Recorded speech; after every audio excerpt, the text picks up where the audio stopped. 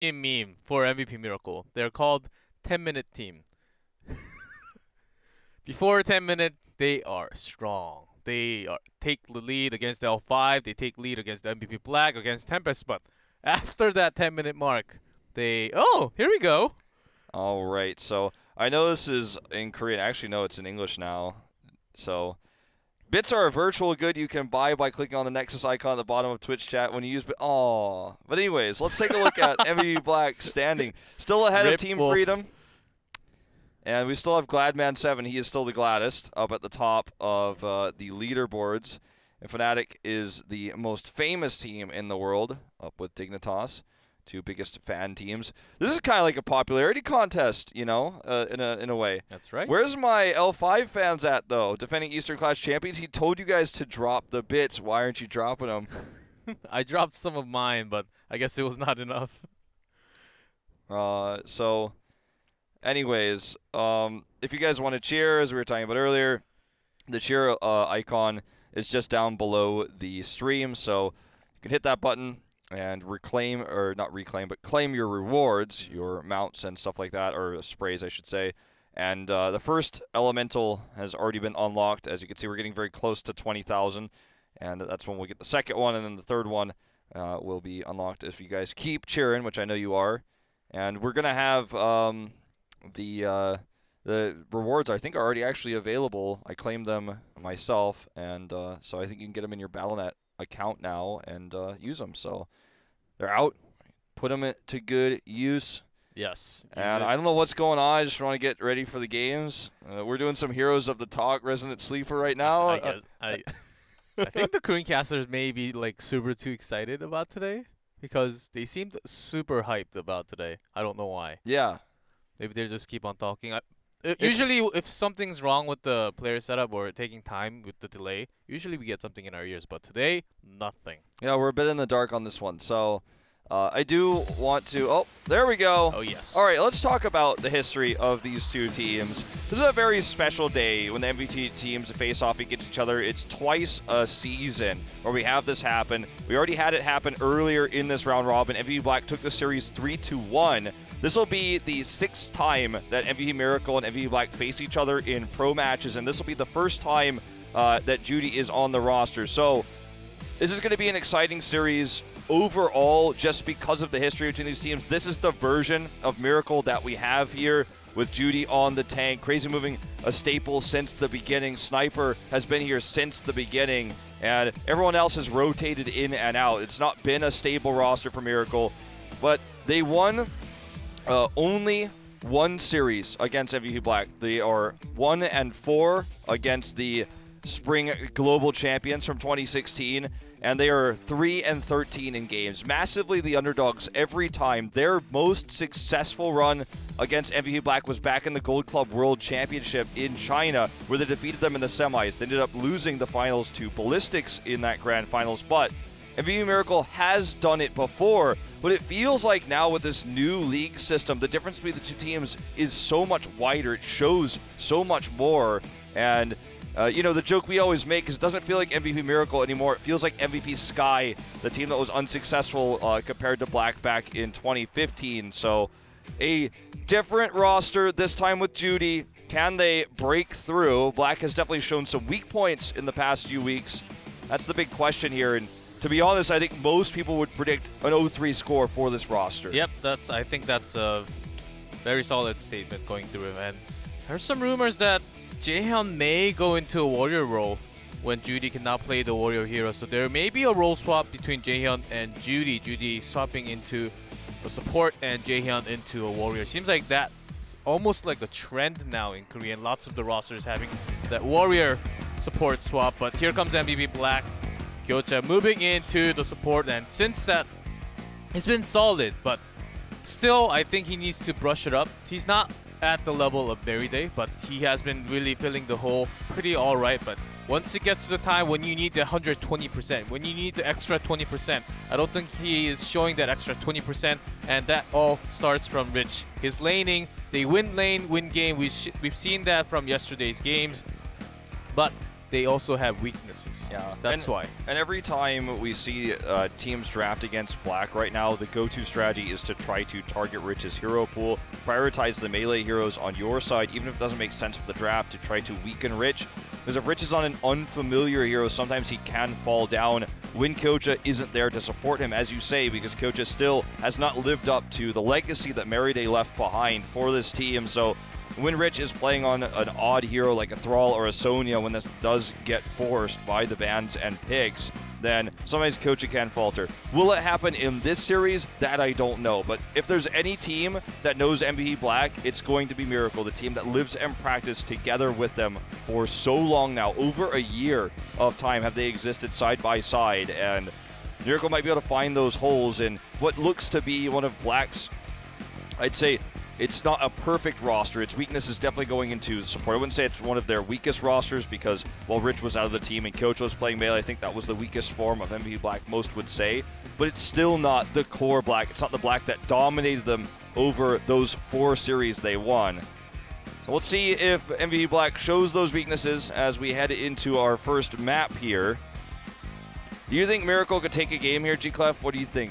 I think it depends on their strategy. If they are going for a big shot in game number 1, I think they, depending on the battleground, if they go something like Raxus or some crazy strats that they have against MVP Black, I think there's a big chance that they can pull it off. But as they are known as a 10-minute team, can they finish a game off of Black within 10 minutes? Sky Temple's one of the good maps to try to do it on, though. Sky Temple games have been known to end quickly. I feel like that's changing, to be honest, though. We don't see games end as quickly as they did in the past on this map. Teams have figured out how to take advantages when they're behind. Other ways, when you lose the temples, not just losing the game straight, trying to force the fight there using macro rotations and global heroes. Our StarCraft Battlegrounds are removed, as no surprise with 2 MVP teams in the booths that is going to be the case. And Sky Temple, we've seen few more Nazebos within the last 2 days, and so far Nazebos were not good. No. Because this meta, you start to snowball from the beginning. Usually, you do hit 20 later on, but usually before that, if you have Nazebo on your team, you're snowballed so much onto the other side that you basically lose the game before 20 so many times. So Nazebo's out, and Miracle used to use some Nazebos on this map and some other battlegrounds. They tend to like the late game, but they never win late game. That's the thing. So maybe it's time to switch up their style and try to go for with the meta with early snowball, try to take the early ganks and early kills. Let's see how they want to approach the draft. It will be first ban going to MVP Black. And that Ario, like I said, it's not a burn-in on your screen. It'll be changing soon, don't worry. The patch is coming. Expecting the Genji ban here from Miracle, considering the skill of reset on the hero has been quite a carry pick for MVP Black, even when they don't have the supports they're looking for because they take him first pick. So will be removed here. This puts Black in a position where we'll have to see their true colors here because they were given many opportunities yesterday to pick the Genji first. They should know if Miracle's really ready to play Garrosh, they can just, Black can just have first pick Garrosh. We've seen that happening many times over lots of other green teams too. So I think that's an okay setup to have a strong tank. But usually we've seen solo Garrosh was not the best thing oftentimes. So we end up having double tanks in the front.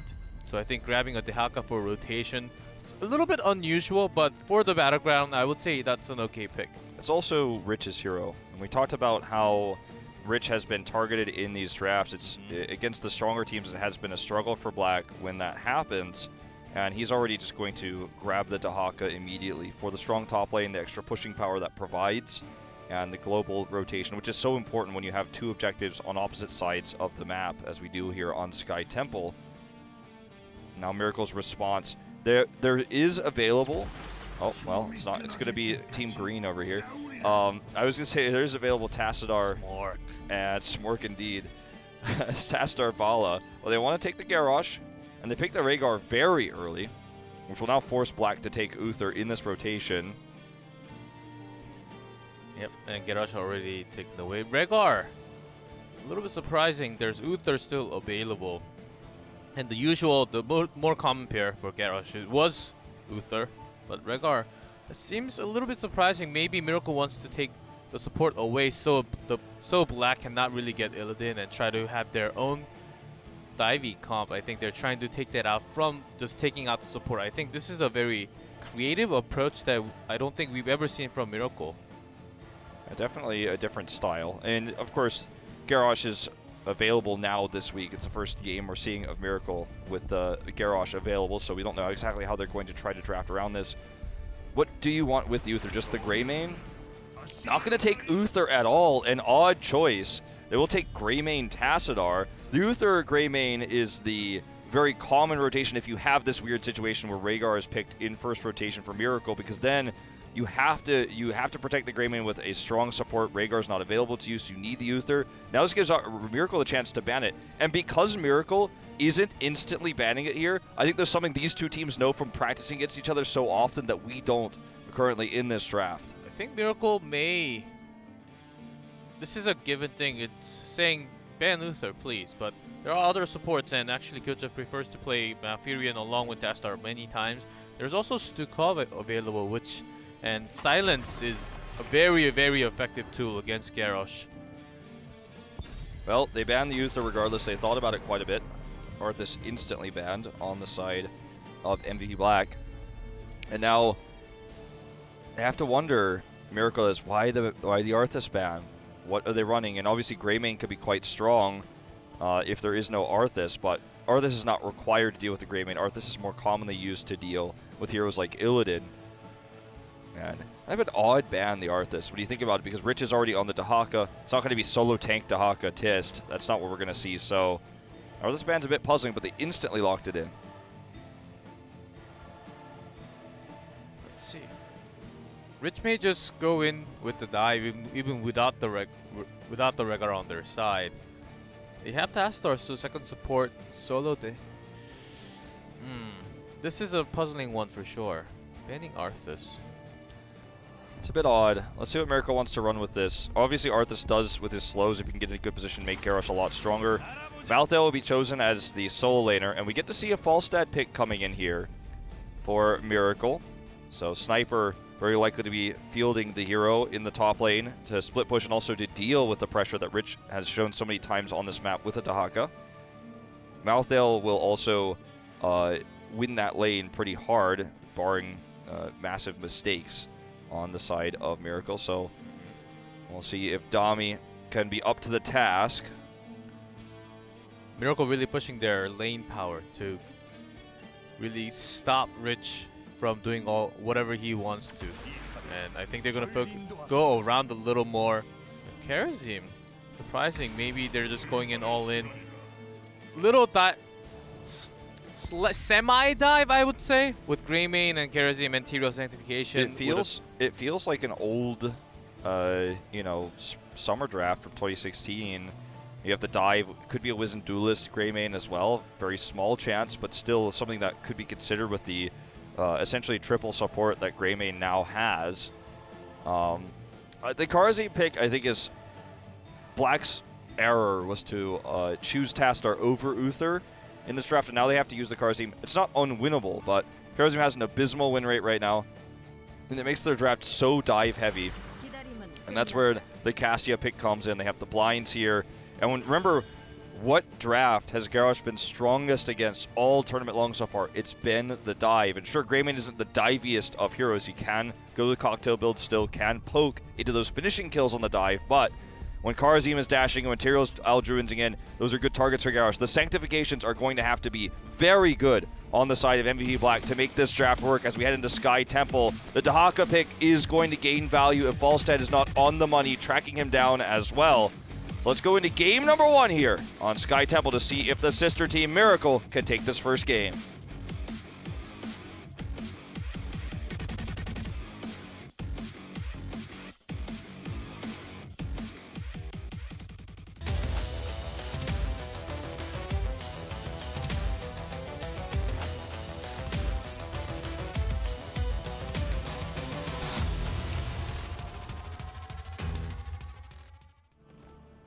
In blue, MVP Miracle. Judy on Garrosh, Dami on Malthael, Jaehyun on Rhaegar, Crazy moving on Cassia, and Sniper on Falstad.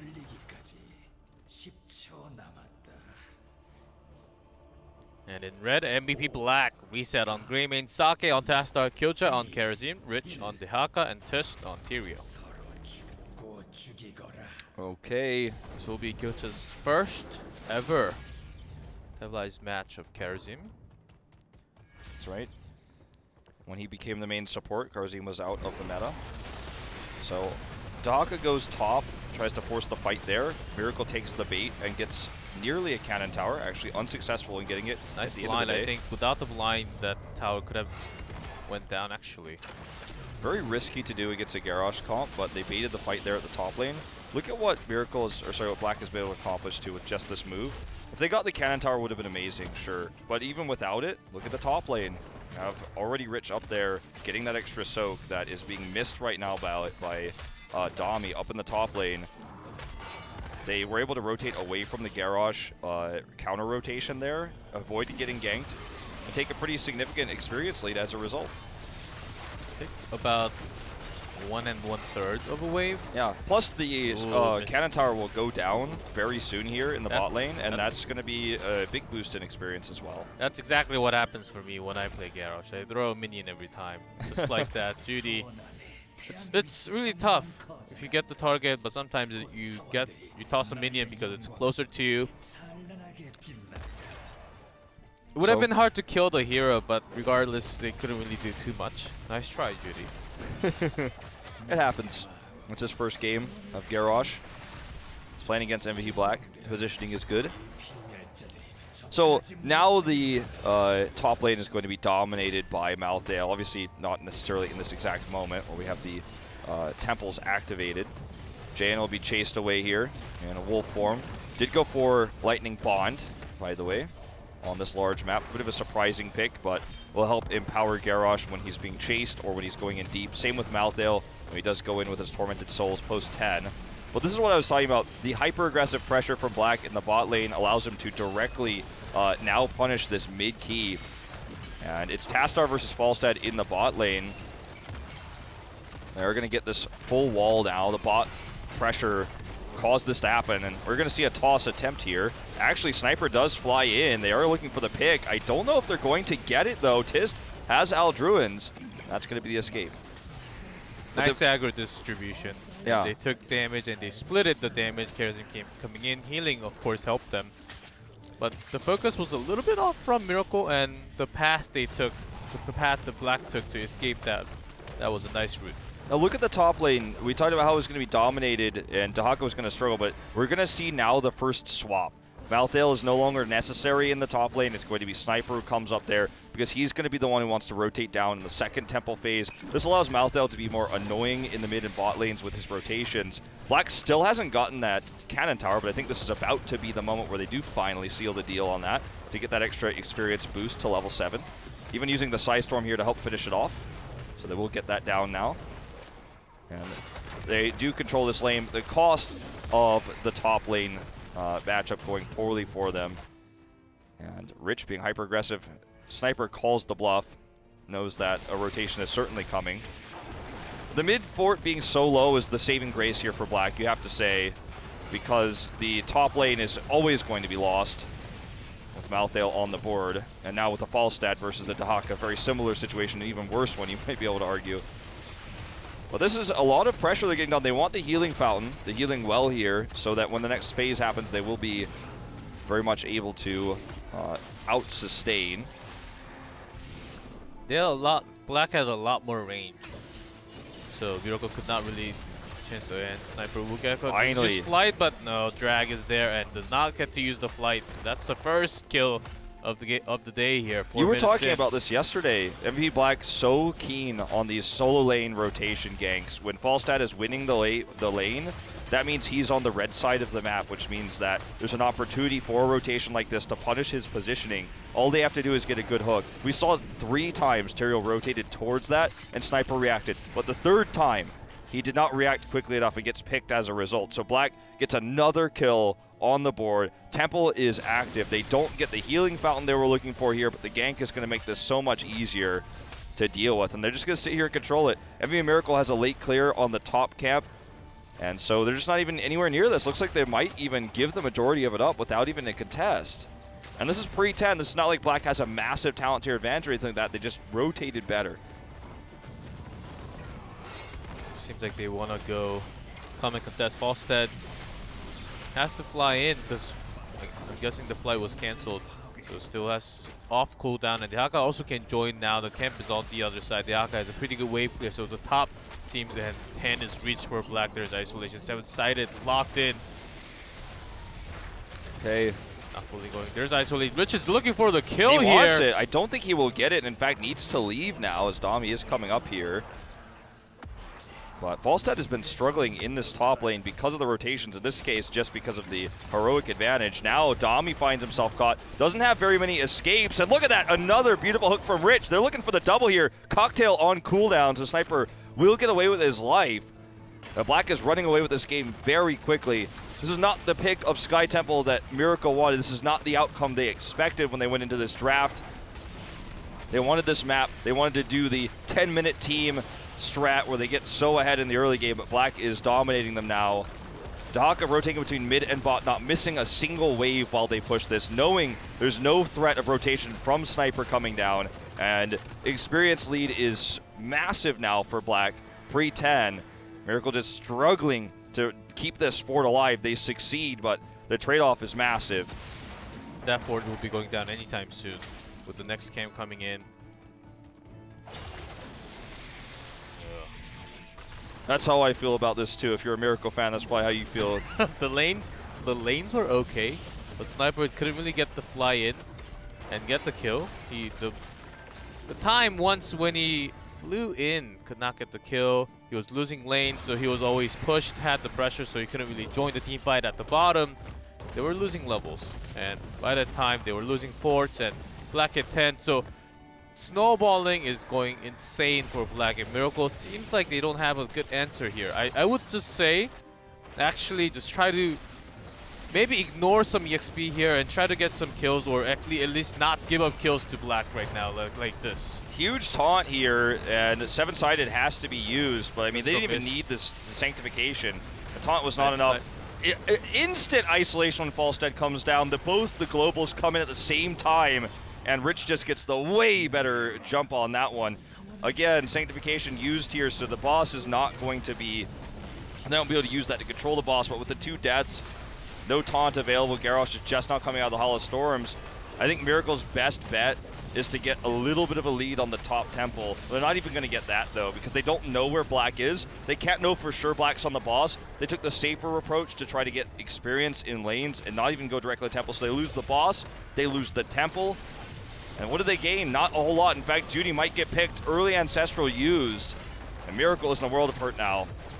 Nice blind coming in. They're doing soaking so much damage, but the lightning ball does not connect anymore. Actually, the damage is so much more from Black. This is a 4v4, and Dehaka is just on the temple. Meanwhile, they're soaking in so much EXP. Okay, reset is very low. This is going to be a potential one fight here for Miracle as Tist barely gets the Aldruins out. Look at the sneaky move from Kyocha. He gets away. Sure, they get the pick onto Tist, but Kyocha somehow sneaks away to the left. We'll have a dash here to the minion wave. Doesn't even need it, wants to stay mounted. Gonna head directly for Rich. They get the entirety of the temple while Bosch pushes down the keep wall. Now, because this has to be dealt with, it's dealt with so late for Miracle, Black will get 2 full temples. 2 entire temples, not a single shot given to Miracle. The keep wall is down, and this game, it feels like, is crumbling to pieces for Miracle. How could they even possibly mount a comeback given the situation? We're going to see a 4-man gank for Rich. They better hope they get at least this. Yeah, this one will be a kill for sure. There's not much help on the other side too, but meanwhile they got the boss, the entire 2 temples. They got to keep in 9 minutes. I would say that was a massive, beautiful rotations coming out from Black. And Miracle, they were very indecisive about rotations. Where do we focus? Which kill do we want to go for? Sniper, I'm pretty sure he was calling, do I have to go now? Which side? Like, when are we going in? Yeah. Of course, he was having a hard time against Rich at Dehaka, but their rotation seems very late today, and they usually play a little more crisper than they do today. I don't know what's going on right now. I mean, also, I mean, you shouldn't be having that much trouble against a Dahaka as Falstad in the top lane anyways. The vision control here has been incredible for Black too. Rich is going to come in here for the attempted gank. Judy does toss away, but is already pulled here. Another great hook. Sanctification used.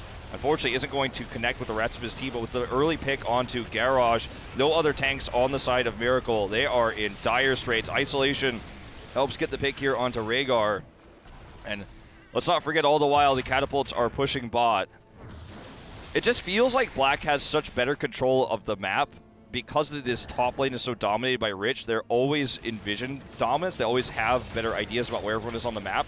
When Rich died in the top lane a few moments ago, when the 4-man gank came in, Envy Black was like, okay, well, let's just stay on the temple. And in fact, you know what happened when that happened? They sent 2 off the temple mid to get more soak because they knew saving Rich was impossible, and they knew where everybody on the map was for Miracle.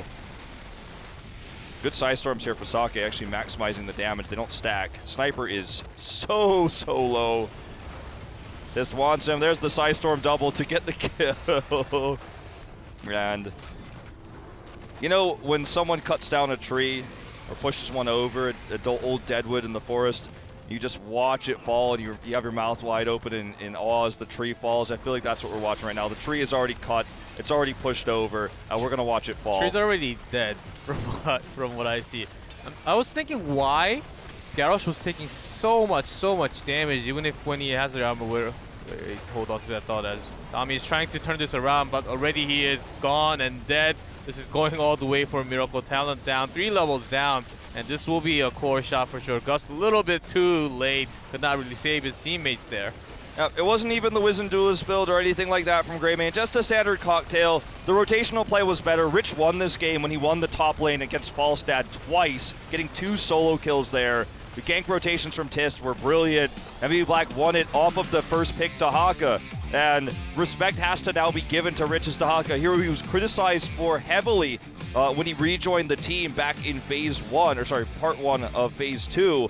But now that he's shown prowess on the hero, is getting solo kills against Falstads, having Tist getting him helping get those ganks as well.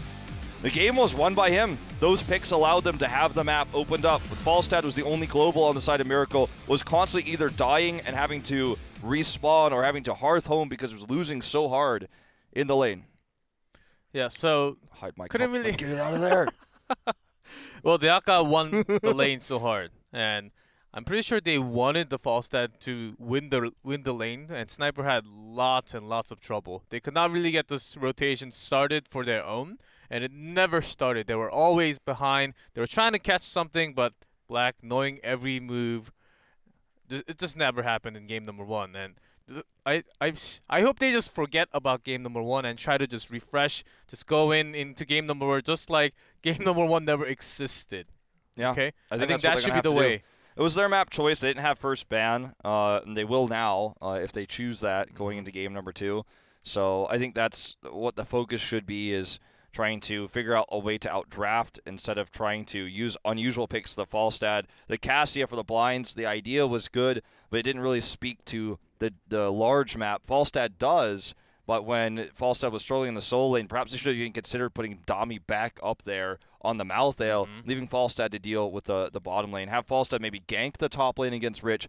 I think leaving Malthael in the top lane and having Falstad roam would have been a much better option for them, because then you can have the opportunities to fly in and get those ganks onto Rich instead of just trying to struggle up there. Shouldn't have been the case, right? So when you think about how things should have been in this game, it's like, well, why would they do that? Well, Falstad's really good against Dahaka. He's going to be fine up there. But in this case, he certainly was not fine. Yep. So it's easier to look back, right? Hindsight is 20/20. So I'm trying to not put my hindsight bias into this one, but, you know, I feel like things could have been a little bit different, and probably some more discussions are being had in the booth right now for MVP Miracle. Yep, and it's just a gaming sense. If you look at the map, even if you're just playing Hero League, if you think your top lane is losing, if you have some time, if you have some wave clear, then you can go up and help your teammates a little bit. It relieves the stress, the pressure off the lane, and that the hero in the lane, your teammate can do so much better, has so much more time to go against the enemy hero. So that's what was needed for Miracle, and they could not really make that adjustment because Black was pushing so hard.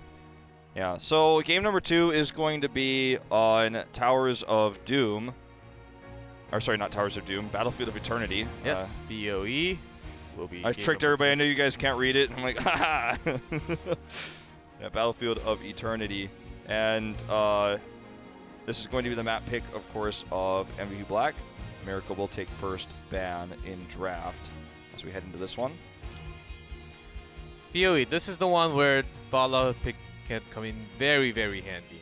And Crazy Moving can go back to his favorite, or Li Ming, also possible, but that's also the favorite of MVP Black. So the drafting this one, knowing each team knowing each other so well, I think. Well, this one may be just the. Remember one quick draft when MVP teams played each other the very first time? The entire draft was finished in, I would say, 40 seconds or so? Yeah. Or a minute? No, that's right. It was an insanely quick one. So we have a technical issue on our side. We're getting it resolved currently. That's why I'm spaced out for a second. But Miracle versus Black now. I want to just bring us back to where we were at. Fast draft last time they faced off against each other, as you say. Tastar will be banned first this time, which leaves Genji open. This is Miracle's plan. They wanted the Genji. They are going to get it. This is their reward for the first ban. See if they can make it work.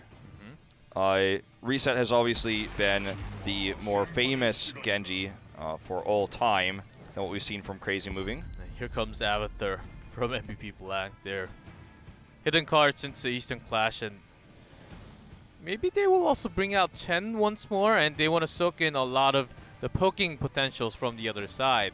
I'm surprised that Black didn't pick Li Ming along with it. I think they will try to have somewhat similar kind of draft along with Greymane, having Sake on Greymane. Maybe they don't even need the double support anymore because of course they have Avatar now. But seeing Tyrael already into their team comp, I would say just go with the similar one from game number 1. Greymane, of course, great for racing for the Immortal too. So I'm pretty sure Miracle is thinking, do we just grab Li Ming and a solid tank or a support, or do we actually have to steal Greymane away from them? I think those are the two big choices here.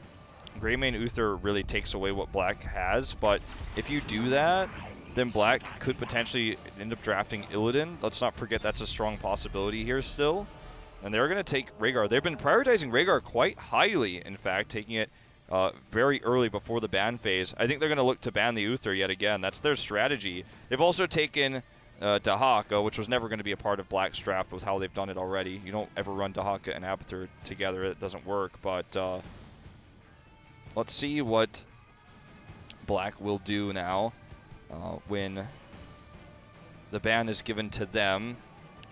I think that it's a tough ban because Li Ming is a safe move, but it's not necessarily where Miracle is taking this one. And if you do that, then you give Miracle the opportunity to go a little bit more dive heavy.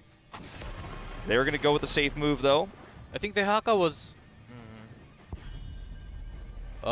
actually a likely chance for Black to grab, because those isolations, once the Genji or Illidan, something like those dives come, some heroes like those dives comes in, when isolation comes in super handy.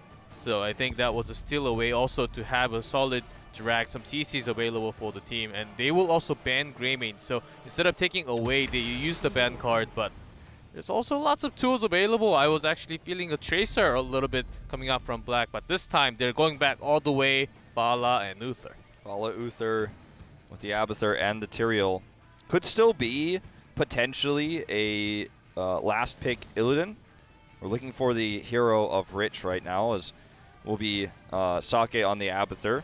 So Rich could still lock in that Illidan for the final pick. Won't have double support, but we'll have pseudo supports from the Symbiote and the Tyrael. Let's not forget Zeratul is also an option in this situation. Not very strong against Genji in particular, but something to consider. Miracle needs more range damage now, and Vala's taken away. The Li Ming is banned. Greymane is banned. It might even be another Falstad draft we see here, but it's not his best map. So they lost all their cards, and sometimes Sergeant Hammer is the option they choose to do so. Miracle always loving Sergeant Hammer whenever nothing's available. Yeah, I was going to say Hammer is probably where we go with this. Hammer and